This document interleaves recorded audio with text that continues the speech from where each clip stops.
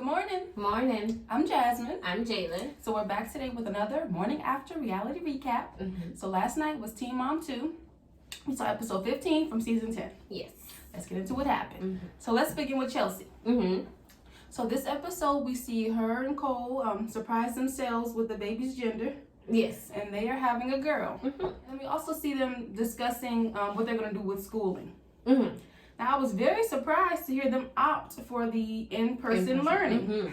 I know, after being so cautious. I guess Chelsea had the taste of it last year. She was like, nah, they gotta go. She said it's too much. Yeah. But I guess also with her being pregnant, it'd be a lot. Yeah, and Aubrey wants to be with her friends too. And so they're even sending Watson. He's going to school.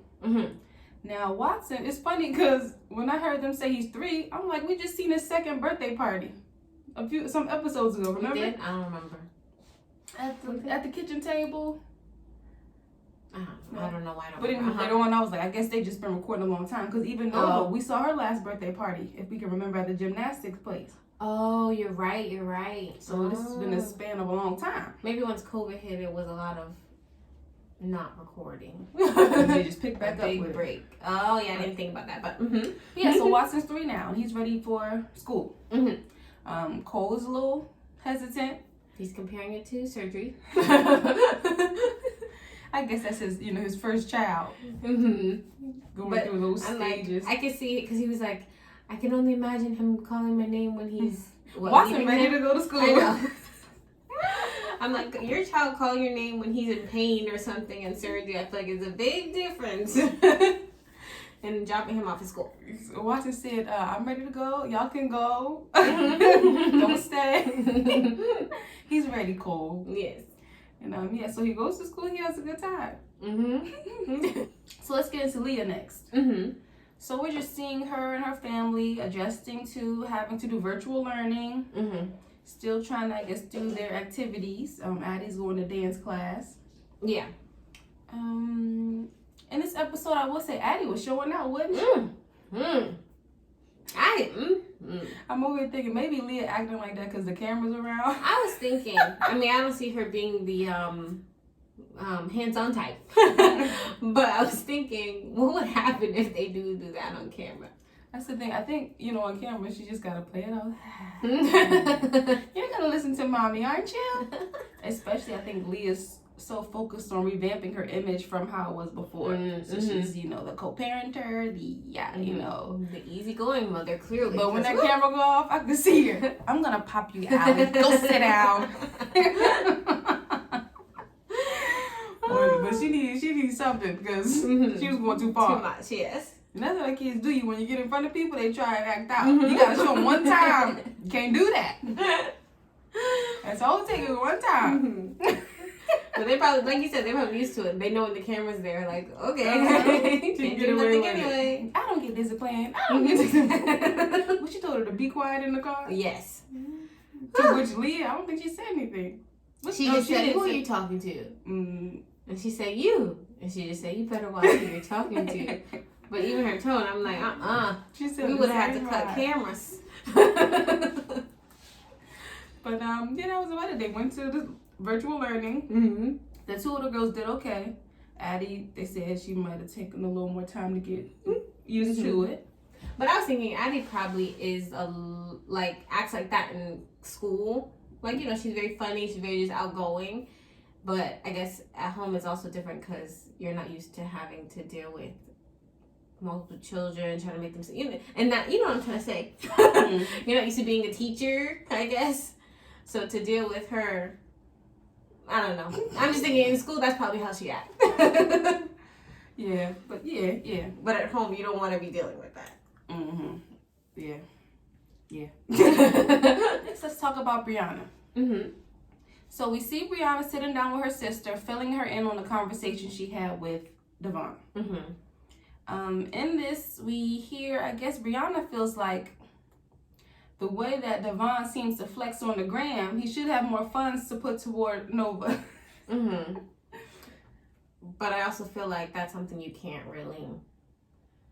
People flex, it doesn't mean nothing. It doesn't. And, well, as we seen in real time that Devon exposed how these producers nitpick and chop up things to make it look a certain way. Right. So the conversation didn't go exactly as the way they tried to portray it. And I don't know. They like kind of wanted to set them up to have a conversation about something that would create an argument. Right. Because Brianna came out and said that they want us to argue or something. What did she say? Something along those lines. Right. They want us to talk about. They even both were kind of agreeing, like, I don't even want to. I'll tell them I'm not going to talk about this. I don't feel like going today. We can do this another time. Yeah. So keeping that in mind, it's like, okay, now I see y'all are playing with things. Right. But even with the Instagram thing, who knows? They might be picking up different pictures from different times and throwing them all together like he always doing something, you know. But anywho, so that's her concern, that he might have the money, he's just not putting it towards Nova. Right. So Brianna does also say that Devon did apologize about how he reacted to the conversation. I don't think he was that bad. Yeah, but you know, he always, that's why people kind of mess with him, because he always come back around and show, you know, he can be mature, you know? Yeah. So yeah, he apologized. She kind of doesn't really, you know, take it as anything. He just want to come to the party. Right. And so party day comes. His family comes. They have a good little time. We see Devon talking to the producer. And he does say, like, yeah, he wanted to clear the air because, you know, it's Nova's birthday. We wanted to come. And he also says, and as a mature person, we will have to touch on it later and talk about it. But we want to wait till after her day. And he did admit they don't really solve their issues. Very mature. That's what I'm saying. That's why Devon be having people on his side.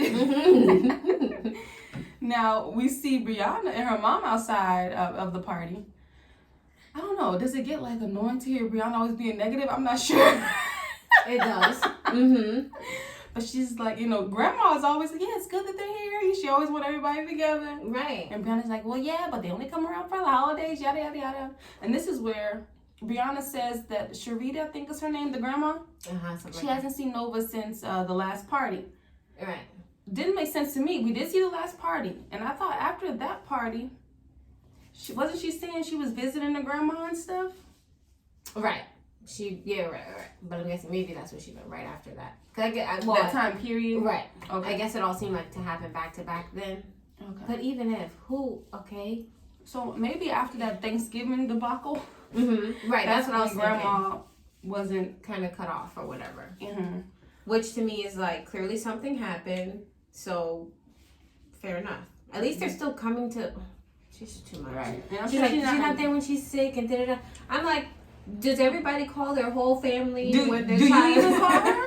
Right. Do you call, hey Sharita, Nova's sick, can you bring some medicine? I don't think you're calling her to let her know anything. Right. But is it even necessary? Like, it's not, you're the parent, that's why you have to deal with those things. This is true. But if you did call, maybe she would be there if you needed some assistance, but you don't know. Sometimes I feel like she tries to compare, again, her little families, we're all in the same house and get to be with her 24/7 with the other family. Right. That's a good point. Because they be together every day. Right. Y'all been living together all these years. But every family is not like that. So let's get into Kaylin's story. So we see her adjusting to having the 4 children. And we are learning that the baby, you know, he's kind of fussy. He's, she says, her most difficult baby. And every time she said it, I was like, ooh. Yeah, so she's busy with, you know, 3 children. Then she have a new baby who's fussier than she's expected. So, yeah. Something to deal with. I know. She was also She was also told that at birth, he was tongue-tied. And so we learned later that Lux was also a little tongue-tied, but not severely, so they didn't have to do anything. So he is supposed to have that procedure to correct it. And then we also learned that during labor, there was a scary moment where I guess she stopped having contractions, the baby came out, and he wasn't breathing. I thought that was normal, though. That's not normal. Like, for the babies not to breathe right away sometimes. Like, it takes a minute or 2. I thought it was a normal thing.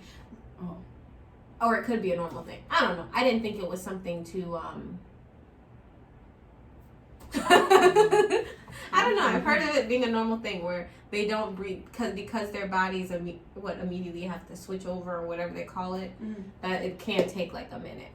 Well, I know it's not normal. Well, it's not a normal occurrence when I've seen labors for the practitioner that have to give CPR.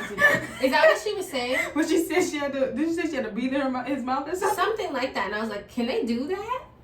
I guess if you're just a midwife with no equipment, you gotta use what you got. I guess. I was thinking I wouldn't want somebody to do that. Hopefully they had like a separation. She probably came with that in her bag. Or just one of these. I don't know. But it just did point out, that's a good point. Like, the hospital does offer some, I guess, safety measures or, in the event things happen, you're at the hospital. Yeah. I don't like how she tried to say, like, though, she's just a midwife. She's not a doctor. I don't know. Because to me, I'm like, one, you chose to have a midwife. And then two, I don't think they're that, they still know what they're doing. Mm-hmm. They just don't have all the equipment as the hospital. So I think she, was trying to say that. And then she was saying she's far from the hospital if she needs to go. Yeah, that part, I understand. So, and she also talks about Chris. Mm-hmm. So as we were saying last time, Chris was supportive during their labor, and she mentioned that as well. Yeah. Then she went on to say how since that first week of birth, he hasn't been around, involved. And she said she doesn't want him to have anything to do with her children. I don't know. I don't think it's all him. Just because she was already talking about before the birth and stuff, how he can't sign nothing, he can't do nothing. He probably was there for the labor, trying to be there for the child, and she probably was like, okay, bye. I don't want you to sign nothing. I don't want you, So yeah. I think that would take anybody off and kind of be like, well, fine, forget it. What do you do? Yes. So then we also see Kaylin go to baby Creed's appointment. After driving an hour, the ENT tells her the baby is not tongue-tied. Yes. She's frustrated. I'd be too, though. She said the midwife told her, the pediatrician told her, and now here's the professional saying, nah. So I think for her, I guess the baby not being tongue-tied is a good thing. He doesn't have this problem, doesn't have to go through this procedure. But in her eyes, she saw it as, I guess, why baby's difficult. Yes, a way to lessen this fussiness. Right. And now that's gone. No, your baby is difficult, like you said. But I mean, it happens. I mean, a baby's a baby. Yeah. Probably just a lot to deal with her right now. And I guess we see her with the children doing their virtual learning. And it's gonna be a lot. I understand she's tired. He waking up all hours of the night. Cause you gotta check on their schoolwork. But then I was also thinking that she must have been lucky with the other ones. If like waking up, cause I think she even said it was only like 3 or 4 hours or something. And I'm like, we go like 4 to 5 times a night. I'm like, yeah, but I was like, oh, that's not normal. I mean, I don't know. You must have got lucky with the other ones, huh? But okay. So let's get into Jade. So we see Jade at the house. They are preparing for Chloe's 3rd birthday. And I think in that moment we see them being frustrated with her toddler behavior. It was funny. She went to go put her in timeout in her bed. I don't know if you noticed her leg was coming out as she was walking away. No, I was trying to see, but I think that's where it kind of like didn't stop. Yeah, you just see her leg on the vent on the bar. I'm like, she about to get out. But Jade's gonna close the door anyway. You know how she do. Well, it didn't look like. I think she got further enough so where the door wasn't. Maybe she will come back and close. You think so? I don't know. I was waiting for her to close it, but that's when it chopped off. Oh, girl, we all looking at different stuff. We're trying to get out. But so the next day is the birthday dinner. So I guess Jade and Sean, they still are kind of not feeling each other right now. They just cannot stand each other. And I think Jade more so. She's more like just annoyed. Yeah. With him. His presence of playing video games. So after dinner, I think Grandma mentions how it'd be good for Chloe to get out and go to school a couple days a week at least. And Jade's like, well, he's home. He can just stay with her. And this is where Sean says, well, actually, I'm planning on going to school, so I'm not going to be home. And And I didn't hear him say 2 days a week at this point. Did you hear him say 2 days? Mm-hmm. Okay. But when he says he's going to school, Jade says, well, you can go to work too. Mm-hmm. You know, I was thinking maybe this wasn't the time to get into the details about it. You know, y'all just having like conversation. But when she said that, you know, I guess he feels like maybe she's trying to control him or how he does things, when he does it. Yeah. And but again, I think it was a conversation that definitely could have been brought up and dropped real quick, brought up later. But she's just so annoyed by his breathing. Yeah, like I was saying last time, I think she just feels like she does so much and he does so little. So yeah, when he says, you know, I only want to do school, and she knows she's done all this other stuff, you know, taking the extra mile or whatever, she don't want to hear it. Right. And he, on his hand, he's like, I'm trying. Like, I am trying to do something. Just not exactly how you want it to be done. Right. And so they going back and forth. Grandma's like, don't let us look like white trash in here. They don't really stop the argument, do they? No. They end the dinner. Jay's like, I'm done. I don't want to deal with him. Right. And it seemed like producers probably just pulled her aside or something. So, yeah, Jay's talking to her mom with the producer there. And Jay seems like she's done with him right now. She don't want to deal with him. Yeah. And she's, like you said, I did all this stuff, and you're just trying to do 2 days a week for high school stuff? She was trying to play his GED. She the whole time, high school stuff probably more difficult than cosmetology school. Let me see you go back to high school again, Jay. I was thinking the same thing, like, okay, high school might seem easy to someone who went to or who's done with high school. But if you didn't finish high school, you're still learning new stuff. And if you ain't been in 10, 13 years. Exactly. You're 30 years old, right? Right. You're starting completely over. I don't know what I do in high school. Yes, Lord. Put me in high school math. Right. No, I understood both ends, though. Yeah. But yeah, she acting like she done with him. The crazy part, well, not crazy part, but the interesting part, you know, she was saying how he talks to her all the time, calls her names and stuff. But when I'm seeing a lot of the interaction, she be having her, you know, her toot and stuff. Yeah. Like, I can see her in there, you know, having an attitude, coming out stuff. You ain't doing shit, pick up your stuff. Right. I don't want to say most arguments start because of her, but most arguments start because of her. Because she's just so annoyed that her immediate response is just, right. I want to be the fly on the wall and see how it really go down. Because she acting like he just walking up down the hall. You fat. Get out of here. Yes. That's pretty much what she said. She said, I want him out of my house. So, I guess we'll see what happens with them next time. Yes. And that was it, right? If anybody's here, please leave a comment and tell us what you thought. Maybe subscribe. Like the video. All right, y'all. We'll see you next time. All right. Bye.